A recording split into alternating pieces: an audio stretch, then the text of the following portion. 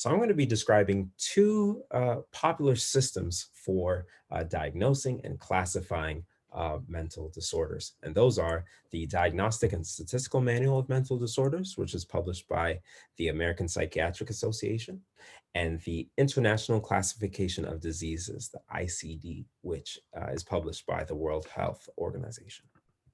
So the DSM was first published in 1952 and has had numerous revisions since then. We're now on the DSM-5, which isn't the fifth edition, but they arrive at it's the fifth major revision of the DSM. And so every few years or so, psychiatrists, psychologists, and other mental health professionals come together and study how we should describe symptoms of mental illness and how we should group mental illnesses together.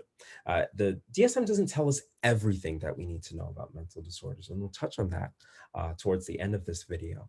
But it does provide a dictionary of psychological disorders. And I contrast that with the idea that some people say that the DSM is the Bible of psychological disorders. It's not the Bible. It doesn't tell us everything that we need to know.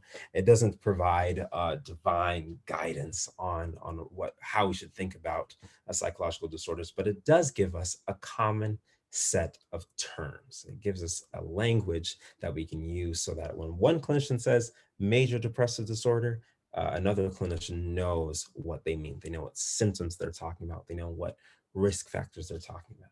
And so the DSM provides us with information about specific diagnostic criteria, specific symptoms that are required for a diagnosis. It tells us about prevalence, the percentage of the population that is thought to be affected by this disorder, risk factors, characteristics that may increase the risk of that disorder, as well as differential diagnosis, sets of disorders that are similar or have similar symptoms, and how to differentiate between those disorders, and then things related to comorbidity, so disorders that often go together. For example, we know that 41% of individuals with OCD also meet the criteria for a major depressive episode. And so having OCD is a risk factor for developing depression.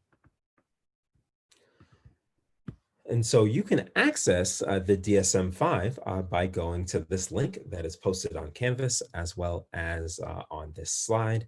And if you click on read this ebook, it will take you to this page here on the side where you can scroll through and see all the different ways that we currently classify and group together these symptoms of mental disorders.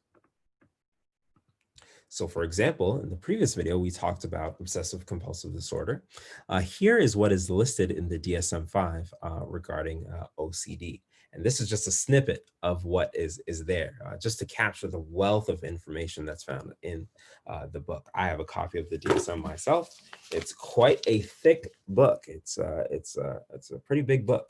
And there's lots of information in there about prevalence, about risk factors, differential diagnosis, and things like that. As you can see here on the left, there are in the pink, there are specific diagnostic criteria. So there's rules about how to describe, how to specify the type of OCD that a person has. There's rules about how many symptoms that a person must meet in order for them to have the diagnosis, and various other recommendations for providing these diagnoses. By comparison, here is what is listed regarding OCD for the ICD, for the International Classification of Diseases. This is it. This is all that is listed. It's not very long at all. The ICD is more frequently used just for providing clinical diagnoses, particularly for billing purposes when you work in a hospital or in some other mental health facility where you have to input some kind of code in order for people to receive medical insurance. And so it's a very quick and dirty thing. The ICD also includes a broader range of medical diseases, everything from cancers to infectious diseases to all kinds of anything that can affect the body really is included in the ICD. And so the ICD is more useful for clinical practice, whereas the DSM is more valuable for research. What terms should we use to describe mental disorders? How should they be grouped together? So some advantages of these two diagnostic systems, particularly focusing on the DSM-5, is that the DSM facilitates communication amongst mental health professionals, gives us a common language. It advances research and causes for treatments because we can do, when we say that we're doing a study on someone with a particular disorder, different researchers across the world are able to say, well, we want to study depression. We're going to use the DSM-5 criteria. And so anyone in our study who has depression, we make sure that they meet the criteria that are listed here, and that they're not they don't have some other symptoms that would conflate the results of our study. And it also allows people to bill for medical insurance and receive care. And that's a big barrier to care, is not being, if we didn't have this kind of language to be able to show insurers that this person has a real medical disorder known to be a psychiatric illness, then people would be barred from receiving care. Then there are some important disadvantages or limitations of these two diagnostic systems, once again, focusing on the DSM. One is that the number of disorders listed continues to increase over the years. So if you take a look at the first edition of the DSM, there are only 106 disorders that were listed in that edition. And now there are over the 347 different categories, as well as some other things in the later portions of the book that are additional causes or hypothetical disorders to be considered for future research. So the number of disorders is only going to increase over time. So it brings up some important questions. Do more mental disorders exist now than in the first edition of the DSM, which was published in 1952? Or have we discovered more disorders since then?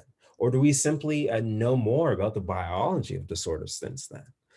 The best explanation for why we have seen this boom in disorders is that we have more words or more categories or more terms that we use to describe these psychological disorders, and that we've identified more subtypes of these disorders. The disorders that were grouped together in the first edition of the DSM, we've now separated out into different subtypes of different disorders. Another criticism of the DSM is that the symptom thresholds are arbitrary. So for example, here we have listed the main diagnostic criteria for major depressive disorder. For someone to classify as having a major depressive episode, they must have 5 or more of the following 9 symptoms for at least 2 weeks. And so what you see here is that this is a very useful way for us to communicate between professionals who has depression and who doesn't.